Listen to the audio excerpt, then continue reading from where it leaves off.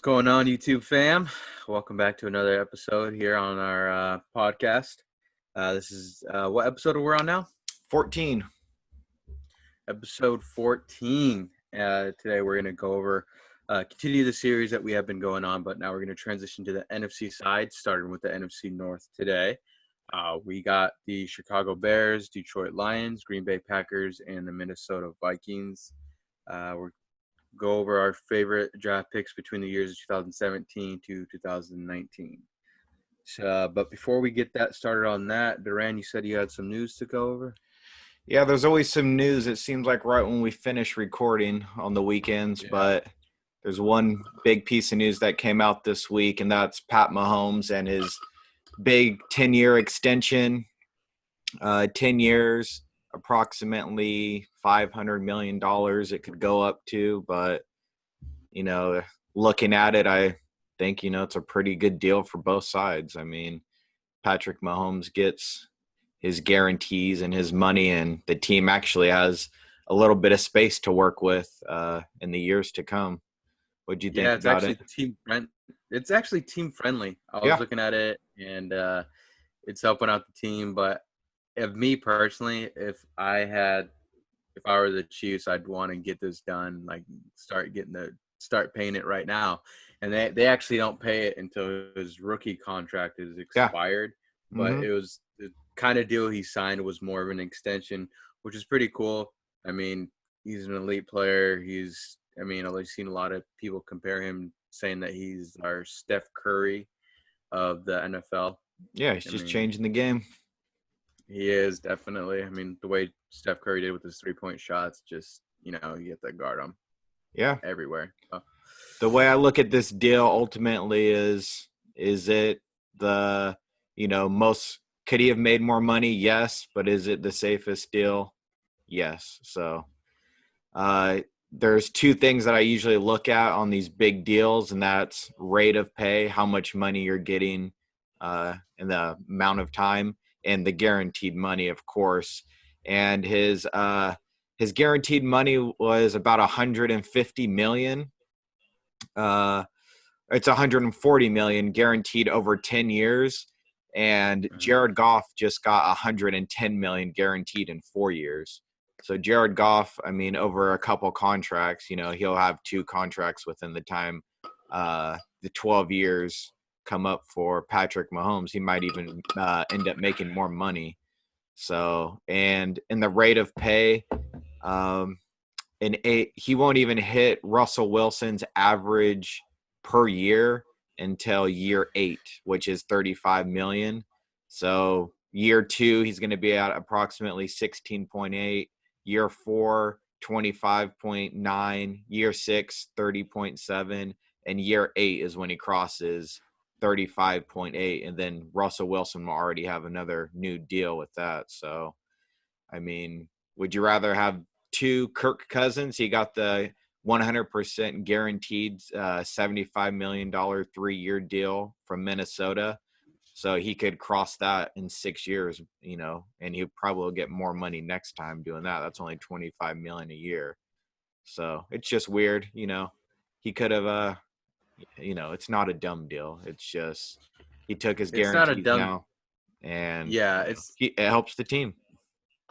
It does. I think that's when you kind of look back at it, that's actually, good. You want to look at the team, you want to stick with the team. And with everything going on, having all those familiar faces back, I think they returned the most players. The Kansas City Chiefs did.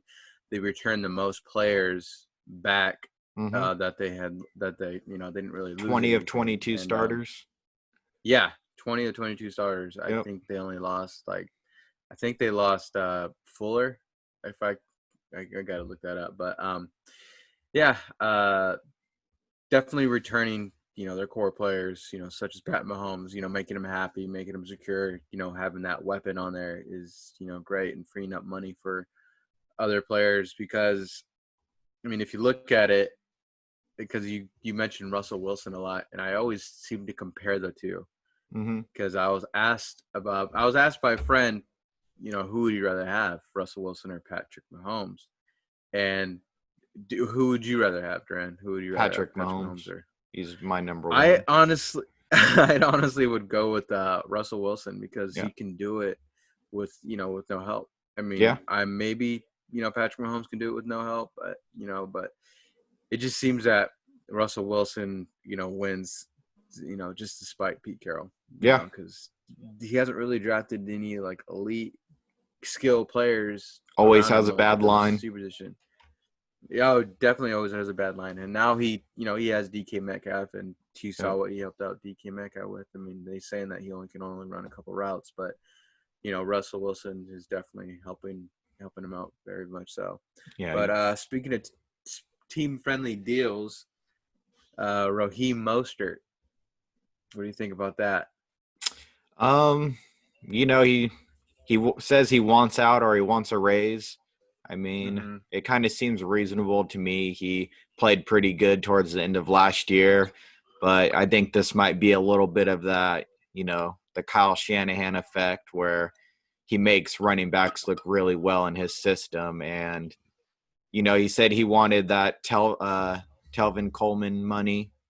And, I always look at it as like, first you have to show me you have the skills, and then you have to show me that it's not a fluke. So over time, and then get paid. And I think Mostert showed that he has some skill to play in this offense, but he hasn't done it over time yet. And Coleman has 3 times the yards, 3 times the touchdowns, and they've both been in the NFL since 2015. So Mostert's just got to put in a little bit more work, and I think he should just play out this deal and, try to land a real big money deal if he thinks he earned it. But, he's been in the league for whatever that is, 5, 6 years now, and he hasn't really shown it until he got to San Francisco. No, I mean, when you go back to running backs, I mean, that even goes back to Mike Shanahan. Yeah, He's definitely was able. He loved running backs. He loved to use that people say he used and abused them, but every running back that's gone through that system said that they loved that because it helped out their stats and it helped them be a better player. And Bobby Turner, who's been with Kyle Shanahan for a long time, helps look at undrafted free agent running backs and saying this is guy who's our guy. Like he fits our offense to a T. yep, I love Raheem Mostert. Like I definitely do. Watching him run is a special thing because he keeps the same stride, but he can switch gears at anything. But the stride still looks the same. Kind of reminds me of like how Marcus Allen used to run back in the day. So yeah, like you said, I would say fire his agent, then definitely ball out this year, and then renegotiate. I think if none of this was going on with the pandemic going on in America and the whole world, the Niners could squeeze out maybe a little bit more guaranteed money for him. I mean, I think right now he's only getting like 500,000, but I mean, he's still getting paid 2.5. That's his contract value for this year. He signed a 3-year contract. He signed a 3-year deal contract last year, and I think you should honor it. At least play out one more year, ball out, and then go from there. yeah. I think just even the timing for this, it's too late into the off season for it. It's like who needs a running back right now and has the cap space? Not many teams at all. And, this Not at all. just is continuing the trend of these players trying to demand a trade without a market. They you know, end up looking stupid when they just are on the same team and playing for the same contract. So Yeah, he should have did this exactly, maybe at the end of exactly. that Super Bowl, a month later. That's when he should have really uh, said, look at all the stuff that I did in the Super Bowl. And at the end of the year, I think I deserve a raise now. If not, trade me for a draft pick because the draft's coming up, or, before you guys get into all this free agency stuff, take my considerations first. And he didn't do it. It's too late. So he'll still be a Niner. Yeah, exactly. I was reading the tweet, and he said his agent said after months of negotiations, it's like, well, we've been in a pandemic for months. It's like right now, you have to understand priority number one for the 49ers is paying George Kittle. So, and Yeah. after that, we'll see. Do we target Jamal Adams? Do we target, Clowney just to get another edge rusher? We'll see. We'll see. All right. Anything else before we get started with this Nope. episode? Nope, that's it. All right.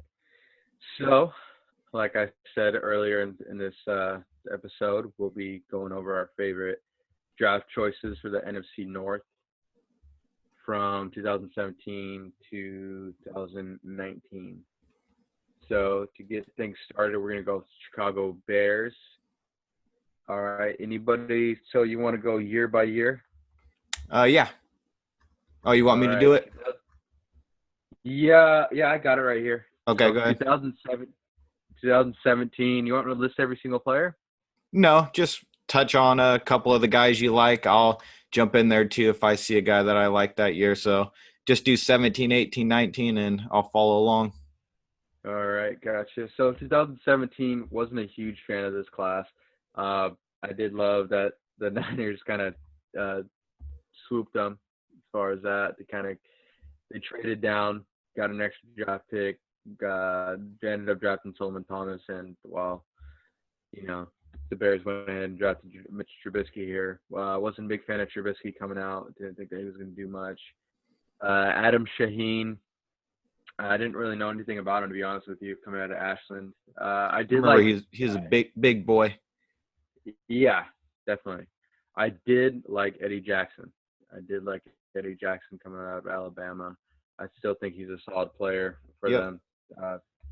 Still think he's a solid player. Still think he's a starter still. He's definitely a beast. So I liked him coming out. I thought he was going to be actually, no, I did think he was going to pick in the third, fourth round. So he kind of went when I thought he was. And Tyree Cohen and Jordan Morgan, honestly, didn't do my homework on them coming out. I mean, I see what Cohen's doing now, which is amazing. It's definitely for a small school, coming out of North Carolina A&T. But I didn't know anything about him. I didn't see any kind of film on him, and I think the Bears did their running back, study. They did his studying pretty well for the running backs, seeing that they got someone from a small school in the fourth round. So, what about you and anybody in 2017? No, I really wasn't a fan of this draft class. I mean, Eddie Jackson definitely balled out in 2018. But he was not on my radar. Looking back at my notes, 2017, he was the next guy I would have watched film on. So I didn't even watch film on him. But he ended up being a great pick, especially at what was it, round 4? Yeah. Mm-hmm. For the 4th round, yeah, that was a great pick. But I didn't know much about him in college, so I missed that one. Yeah. All right. And so we go up a year and we go 2018. We got Roquan Smith. I really liked him. I like this draft class actually a lot better than the 2017 class. Roquan Smith, big fan of him. I think he deserved to go number 8 overall that year. Linebacker out of Georgia. James Daniels, I think he was the number 1 center that year coming out of Iowa. I know you're a big Anthony. I think it was between Anthony Miller and DJ Moore for you here, right? That year for Anthony. receivers? No, it was I had them all kind of stacked in the same area. So it was Calvin Ridley, Anthony Miller, DJ Moore, Cortland Sutton, and all those guys I had like the first, second round grade on. So towards the end of the first round, beginning of the second. And yeah, I liked all those guys. I just didn't think that any of them were, top 10, 15 type of guys, but I liked them all. Yeah, I definitely like Anthony Miller a lot, and I think he can thrive in a better offense. I mean, throw him to, let's see, you put him in like Minnesota's offense right now. I think he'll be a beast. Definitely need some receiver help. I know they just drafted Justin Jefferson, but throw him in. I'm saying like a team like that runs that type of offense. I think he'll be a star. I loved his routes coming out. I'm gonna butcher this name, and I'm so sorry, buddy. Joel Igbenogany, right? Yeah, something like that. Don't know him. Yeah. Didn't know him coming out of Western Kentucky. Didn't really know him. Then let's see here. Belil Nichols, defensive tackle out of Delaware. Didn't really do my homework on him. Kylie Fitz, actually someone who we watched grow up. We played football with his older brother Matt, or our brother did. He played football with his brother Matt, and got to see him grow up. Definitely was pretty interesting to see how big he looks. Definitely looking like his dad. Um, was a big fan of him, but seeing him come out now, it's pretty good. And Javon Wims, he's still on the team. And Javon Wims. That's, Oh, is he? Yeah. yeah, Javon Wims is still on the team. Wow. that's Okay. decent for a 7th-round pick. Yeah, definitely. All right, and that goes to 2019. We got David Montgomery, who was my running back number. He was my running back number one actually this year. I know that a lot of people had Josh Jacobs. Josh Jacobs was my close, like he did with the receivers in 2018. I had Josh Jones at the end of it. Josh Jones and David Montgomery kind of neck and neck. I liked him a lot. Riley Ridley, was a big fan of him. I thought he was going to go much earlier than round 4. Duke Shelley, Kareth White Jr., and then Stefan Denmark. I didn't know any one of those guys. I actually did know about Denmark, and I did my homework on him a little bit when Dane Brugler released The Beast that year. Mm-hmm. He was a big fan of him. He talked about him a lot on the podcast he used to do with Jeff Kavanaugh. Mm-hmm. Yeah, so I got to hear about him, and it was funny because they always kind of gave him shit about knowing players from random schools because Valdosta State. Yeah, so it's like Valdosta State, like he's like, yeah, watch out for this guy. This guy's a beast. This guy's gonna be a stud, and I'm pretty sure. Let me have my producer look that up real quick. But I'm pretty sure he's still on the team. But anybody stand out for you that year? That you liked a lot? I liked Riley Ridley. Yeah, that he was pretty much my favorite one that year. David Montgomery, yeah, he was a decent player, but I didn't have him ranked. Let's see. For running backs, David Montgomery, he's my number 4. Okay. So, yeah, those are probably the only 2 players. I mean, their first 2 picks. Let's see. Oh, yeah. So it looks like Denmark. So who's your favorite? Who's your favorite out of all 3? My favorite out of all 3 years was definitely David Montgomery. I was a lot higher on him than any of the prospects. I did love Riley Ridley a lot. Same with Roquan Smith. Mm-hmm. But when it came to pounding the table for somebody, I was definitely David Montgomery, leading the bandwagon for him. I thought he was a beast coming out of Iowa State. Coming out of the Big 12, I know a lot of people aren't really thrilled with that because, it's the Big 12. It definitely isn't known for the defense. But he was definitely first team All-Pro in 2017, or first team All Big 12 2017 and 2018. There you go. So, yeah, like I said, I was a big fan of him. I was expecting bigger things coming out. He did good for a little bit, but I think maybe improving that line for him a little bit and utilize him a little bit better for Chicago Bears can utilize his skills a lot more. Yeah. I went with Roquan Smith. 2018 is their first round pick out of Georgia. He was my number 1 linebacker that year and a top 10 player in the draft. So I ended up going with him. I had him ranked higher than I did Anthony Miller, who's going to be my honorable mention, but they both came out in 2018. But with Roquan Smith, I liked him because he looked like a 3-down linebacker. He could make tackles consistently. He ranked number 3 in run stop production, which is pretty damn good. He had that sideline to sideline speed. He ran a 4.5 140, but maybe the only thing about being a 3-down linebacker that I didn't see from him was man-to-man coverage, and it's just because it just wasn't on film. I don't have on here that he couldn't do it. It was just unproven. And, that's a big part of being a 3-down linebacker. But I assumed he could do it. I still think he's capable of playing all 3 downs, but maybe not quite at the level that I expected when he came out. I kind of pegged him as like Deion Jones type of linebacker, but he helped more.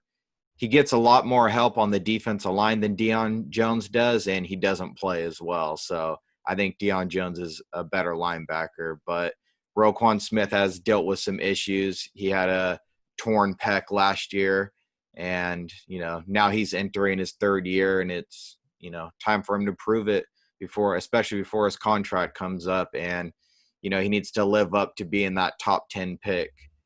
But he's a good player, just maybe not as good as I initially thought coming out.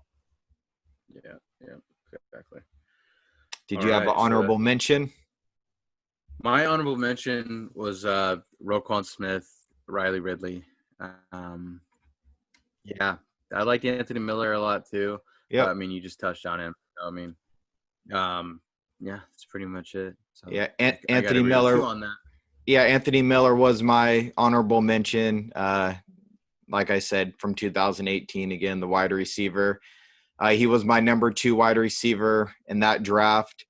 I didn't have, like I said earlier, a true first-round top 15 wide receiver there. They were all in that 1 or 1-2 grade.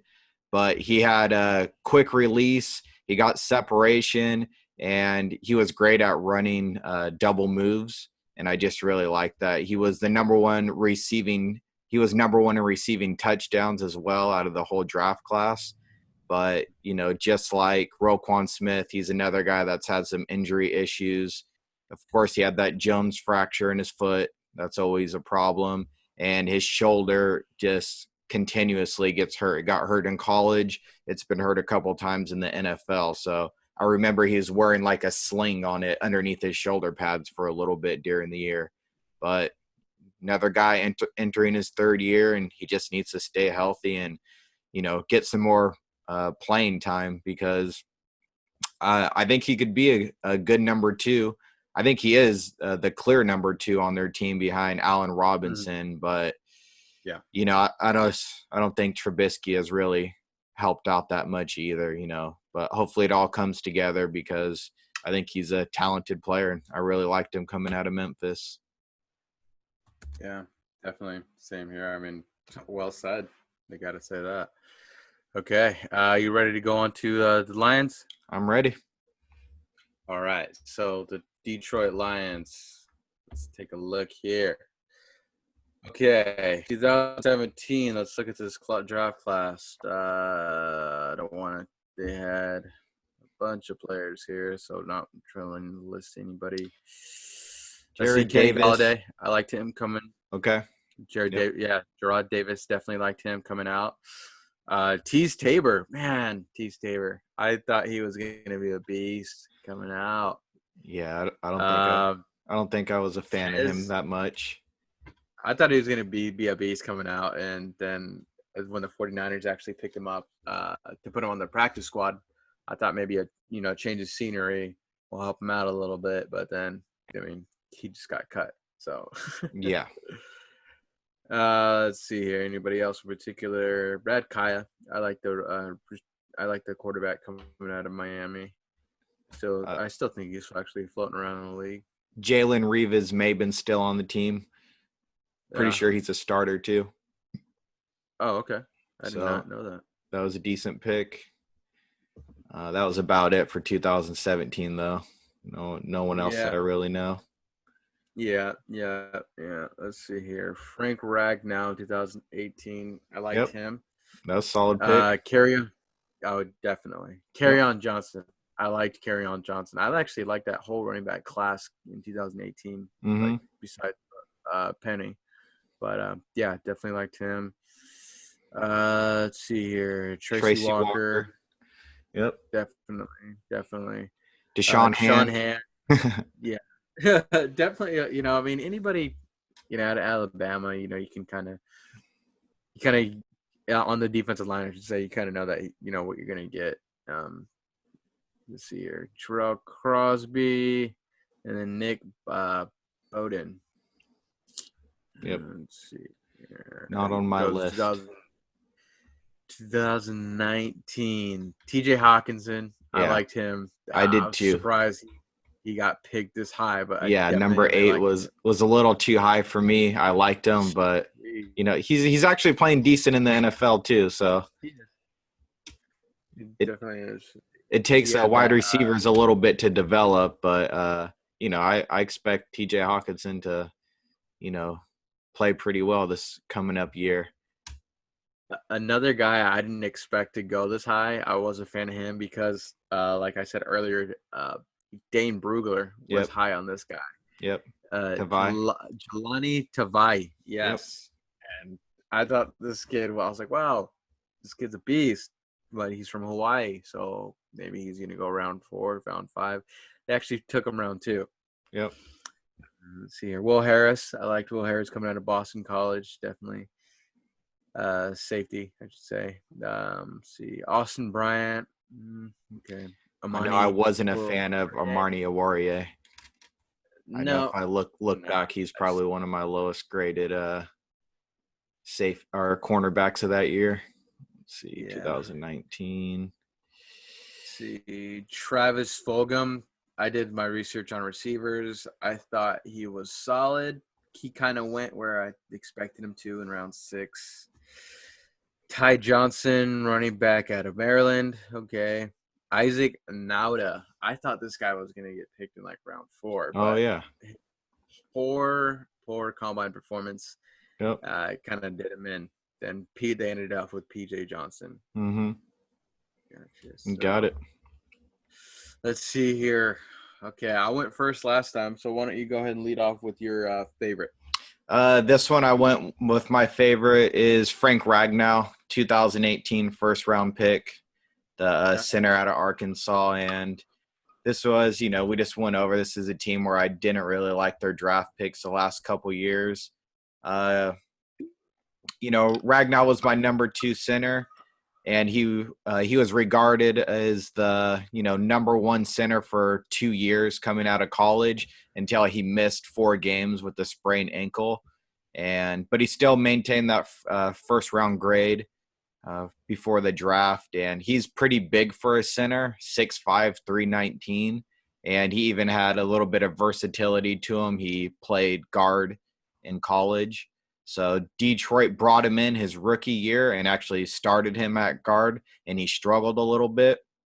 But his second year, it seemed like things started coming together, and he switched to center and played pretty damn well. PFF ranked him as the number 6 center in 2019, and he played the second most snaps on the team. So it looks like he found his home right there at center. He should start there for years to come, and I actually think this is a little bit of a underrated offensive line. They got Taylor Decker, Glasgow, and both of those guys have ranked in the top 10 at their respective positions. So I kind of think this offense as a whole is going to take a step forward in 2020, especially with Matt Stafford coming back, who before he got hurt was on pace for, I know it was 5,000 yards and I think 40 touchdowns, at least 40.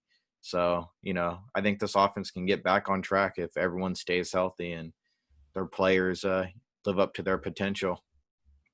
Exactly.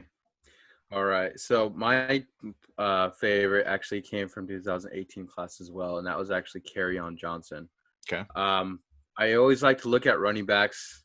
Definitely have I don't know why they have a special place in my heart. I like looking at running backs. I like looking at receivers, but this year in particular, because Barkley was leading the way, I always wanted to see who was second best. I want to see who was right there with him as far as being a running back. And although Rashad Penny got picked higher than him, I didn't think that he deserved to be in the first round. Yep. I liked Kerryon Johnson a lot more. Watching this kid play in college, one thing that stood out for me is in his 2017 year, which is his junior year, I think. I remember watching him play, and they say that this guy has almost 3 times as carries as any other player on a team. Wow. So on the team. So he looking back at it, 2017 he carried the ball 285 times. Holy shit. And with 1,391 yards. He ended his collegiate career with 2,494. As he was a freshman, he backed up, future NFL starter Peyton Barber. But watching this guy play, he's definitely a beast. I loved it because he was very durable. So he got to.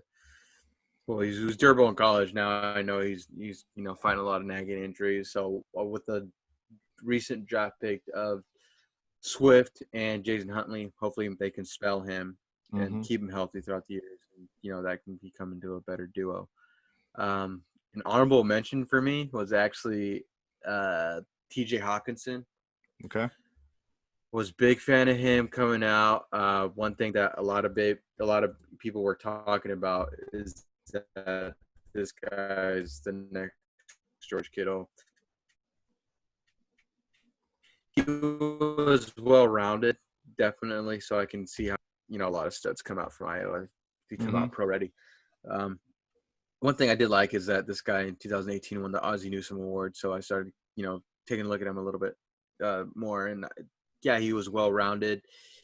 Then his teammate Noah Fant, who also got picked in the first round by the Denver Broncos. Mm-hmm.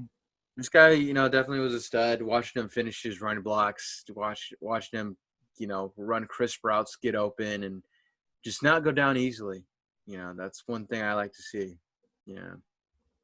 So he was my not to go too much in depth in him because he was my honorable mention, but he is my honorable mention. So what about you? You have anybody?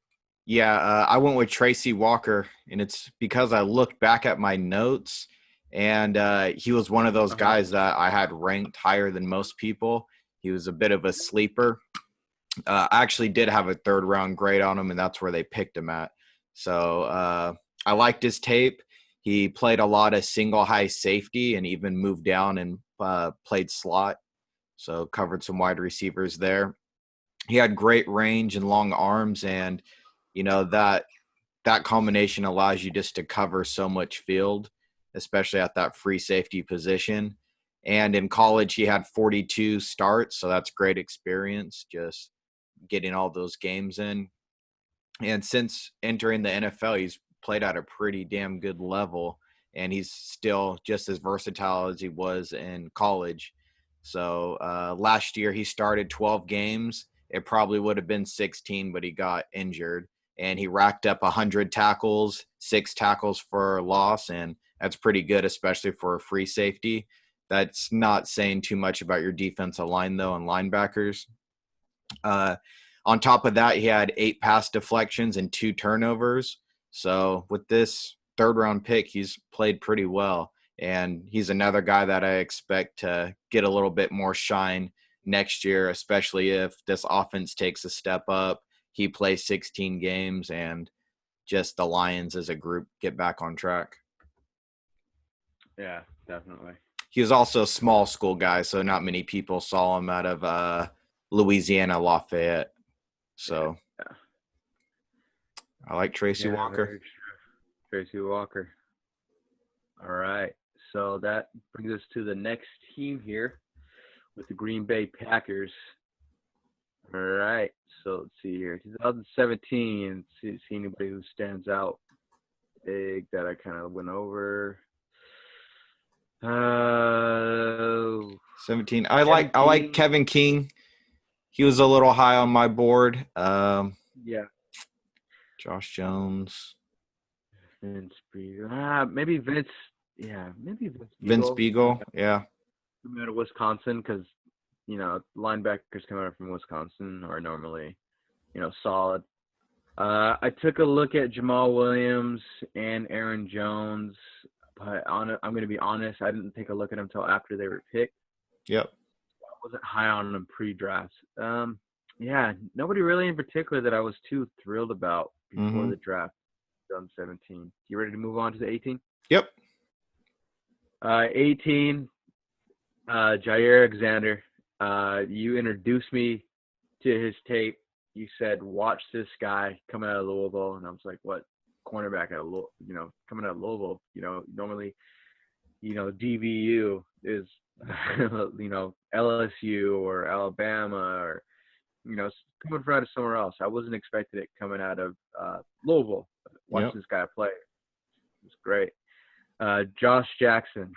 We weren't high on him, but we knew that he was going to get pig tied, but we weren't really high on him because I think that year we had more cornerbacks ahead of him, right? I had he was my number 4. I had Mike Hughes, Denzel Ward, and Jair all ranked above him, but I think he was a pretty good pick, especially for a second rounder.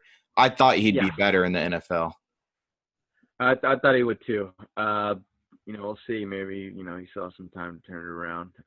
Oren Brooks wasn't really Orrin wasn't really. Burks.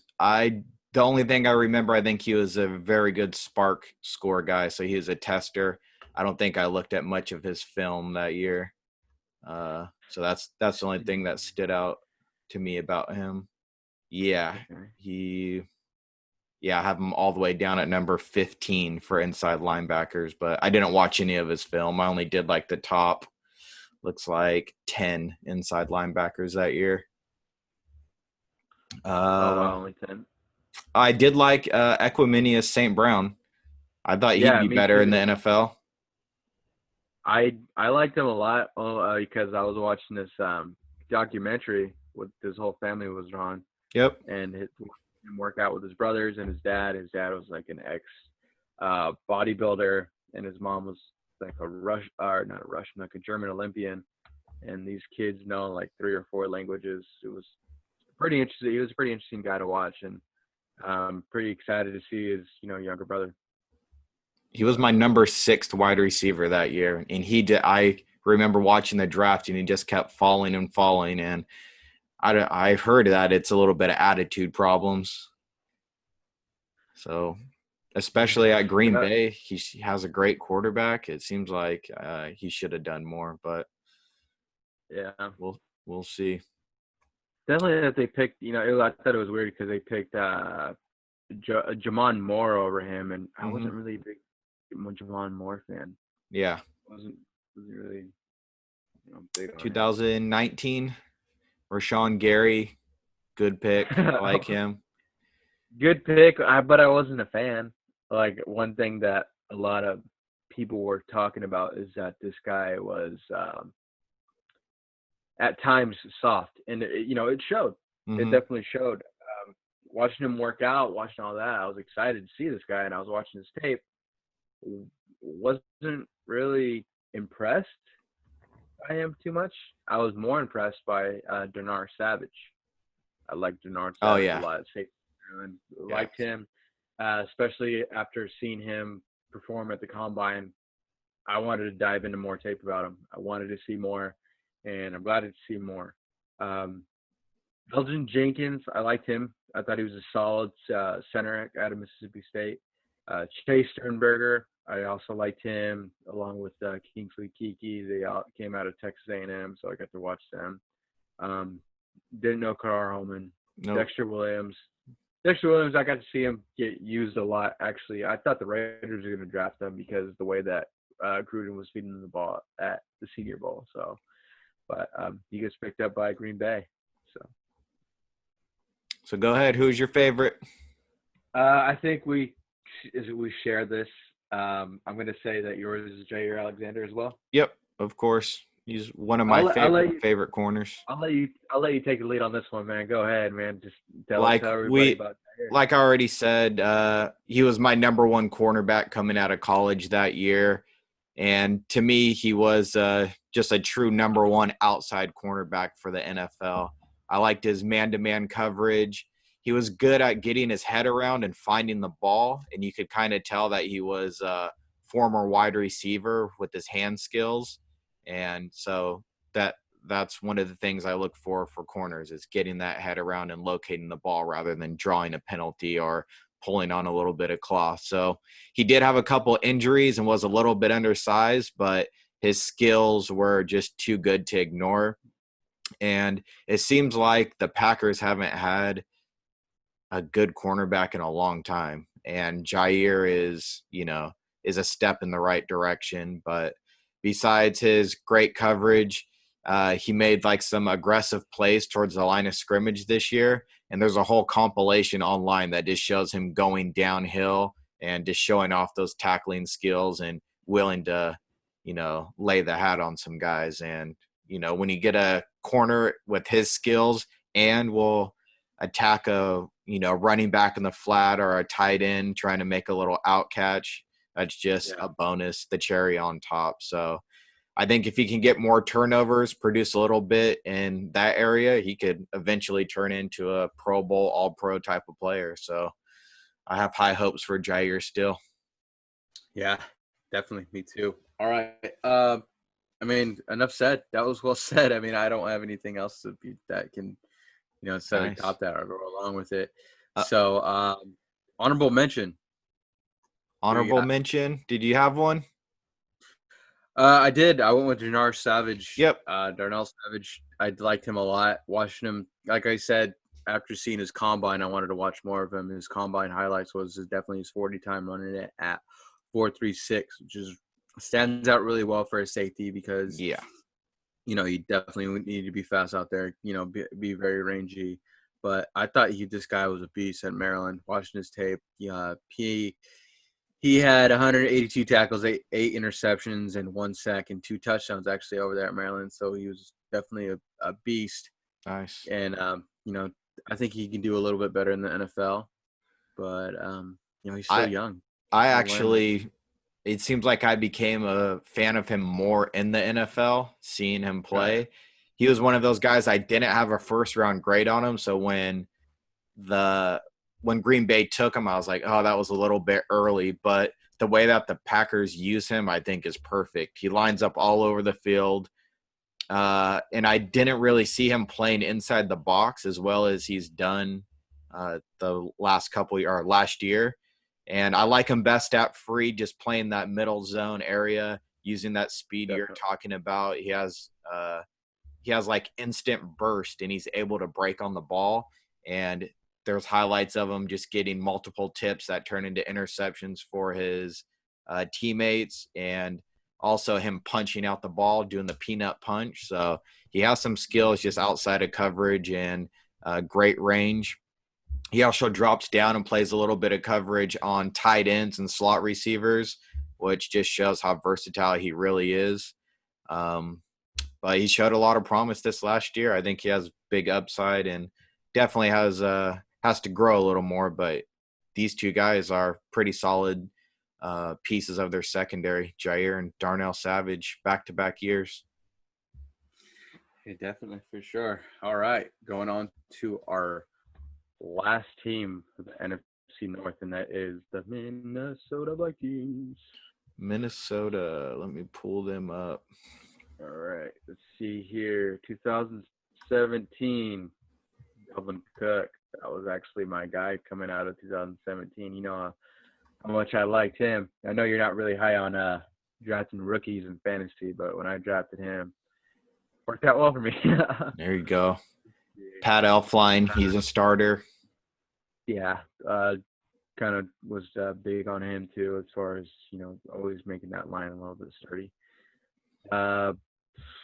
Bucky Hodges, I remember seeing him a little bit at Bob Tech. I remember not liking him. Man, yeah, he was lost on the football field.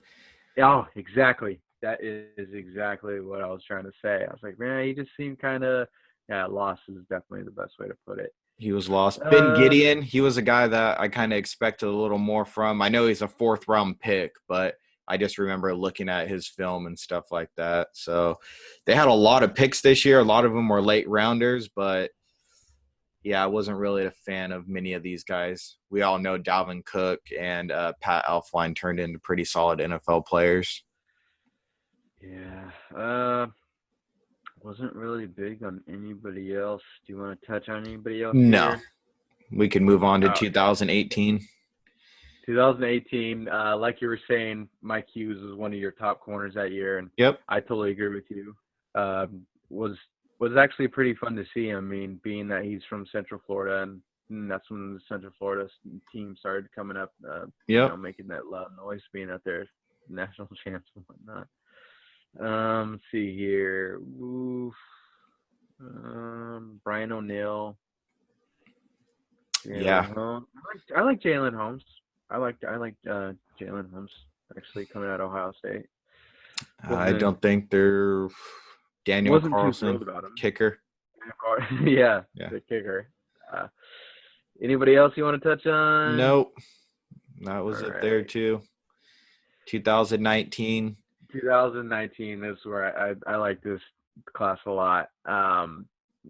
Garrett Bradbury, that was Mm-hmm. kind of, known that they were going to pick him. I liked him a lot. Herb Yep. Smith Jr., I know you're a big fan of him. And I think you wanted him for the Cowboys, no?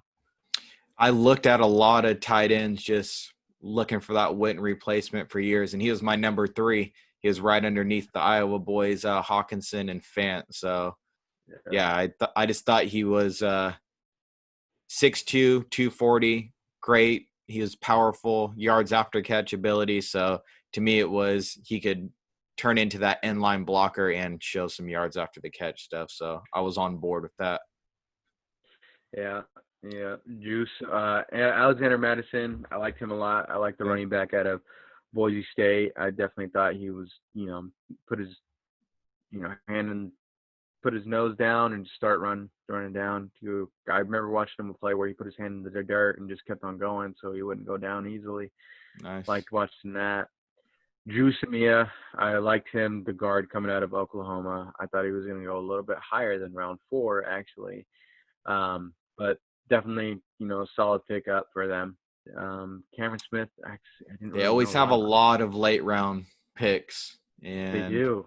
none of them really hit. None of these guys that I remember, of course, Chris Boyd from Texas, Yeah. BC Johnson, those 2 guys. Dylan Mitchell, I remember him at Oregon. I wasn't a fan. But yeah, I think that's about it. Yeah. Yeah. That was about it for me. I think it's safe to say for me that my favorite out of these 3 years was actually Dalvin Cook. Yep, same here. Okay, gotcha. Dalvin Cook, he was definitely a beast coming out of, Florida State. Stepno's there. I feel like while watching it, it was kind of impressing to me just because I felt like when I first watched college football, so when I first started studying it, it always seemed that Florida State had a solid running back, and then they fell off for quite some time, and then they came back with Dalvin Cook. I felt like, in my opinion. So, definitely seeing him break Warwick Dunn's record over there was really impressive to see. His NCAA career total for rushing yards was actually 4,464 and Wow, 46 touchdowns. And 4,000. yeah, it is I didn't know he actually yards broke from Work scrimmage. Dunn's record. Yeah, he broke his career rushing for that he I think Work Dunn's record was Work Dunn's was 3,959, Yeah, and then Dalvin Cook went ahead and just shattered that with over 4. 4,464, and Wow. then he from yards from scrimmage he ended it with 5,399. So the kid was definitely a beast coming out of college. I was excited Mm-hmm. to see him play, and then since entering the league, he's always been, kind of stout. I know he's been banged up here and there. Let's see here. He made the Pro Bowl 2019. His Yep. so Yeah, he that played was pretty quite a good last year. solid Yeah, I'm year. looking at it right here. He had his total in college was 766 touches for 5,400 yards. Jesus. Yeah, I didn't realize yeah, he had that much he actually had more touches and yards than Christian McCaffrey, who was just a workhorse at Stanford. So yeah. that's pretty Well, impressive. yeah, which is kind of surprising because I know at some time he shared the backfield with Devontae Freeman, and same goes for Christian McCaffrey, who's sharing the backfield with Bryce Love there. So Mm-hmm. yeah. What about you, man? Yep, same guy, Dalvin Cook. This Okay. was just another team where I haven't really liked their draft picks the last couple years, so I narrowed it down to two guys. It was Garrett Bradbury or Dalvin Cook, and to me, those were their two best hits, and that's not very good in 2 years and seeing all those draft picks. But clearly, to me, it was Cook because I think it was the best value. They got him in the second round, and he fell to that second round because he did have some injury concerns and mainly that shoulder. And, that seems to be a pattern even as he's in the NFL now. We saw him last year, uh, keep leaving games with that damn shoulder injury. And Mm-hmm. since he came into the NFL, he's only played in 28 out of 48 possible games with injuries, and he's never played 16 game season. So you can't deny that he's great when he's on the field. He just has to stay on the field. But like I said before, we both mentioned he was great at FSU, 48 total touchdowns in 3 years. And looking at my scouting report, I had him listed as a 3-down back because he ran between the tackles pretty well, and he was quick. He had good hands and even went out and played some slot. So to me, he could play all 3 downs. And now that he's in the NFL, he's kind of been the centerpiece of that Vikings offense. We know they had the 2 wide receivers there, but it's probably obvious, but the Vikings offense just works better when he's on the field and playing. They seem, almost unstoppable.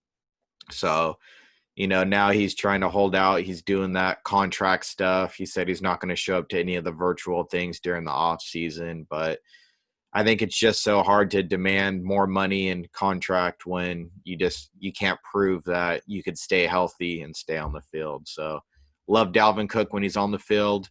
Unfortunately, he's misses games every year. So good pick, especially for getting him in the second round. But, that's why they had to draft other running backs to kind of fill those voids when he's not there. So Mattson's been doing pretty good when he's not there.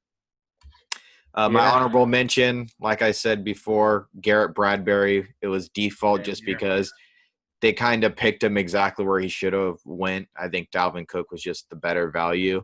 But we all know Bradbury was good coming out of college.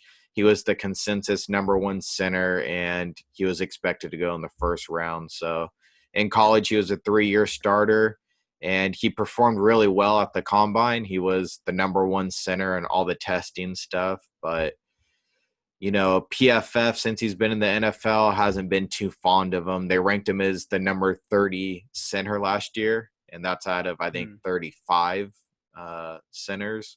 32, of course, teams, but guys came in and got other grades. But he led the team in snaps. He helped the Vikings rank number 6 in rushing yards for the season. And I think he'll get better. He needs to cut down on the sacks allowed. He kind of allowed a lot for a center. And I don't know how you get a false start as a center, but he got one of those last year and some holding penalties. So, he's a decent starter. Just needs to clean up a couple of those things. But those were my 2 favorite picks for Minnesota. Yeah, same here. Actually, that was maybe someone who was knocking on the door. Might have been Mike Hughes, but I like Garrett Bradbury a lot more. Yeah, Mike Hughes was the next guy that I had written down. I didn't write anything on him, but Mike Hughes, he was a top 4 cornerback on my list, so that was a good pick. Yeah. All right, you got anything else before we wrap this up? No, that does it for this episode. All right, so if you're watching this, hit that subscribe button, hit that like button, and stay tuned for our next episode where we'll be going over our favorite draft picks from 2017 and 19 for the NFC South teams. So, stay tuned, guys. See ya. Later.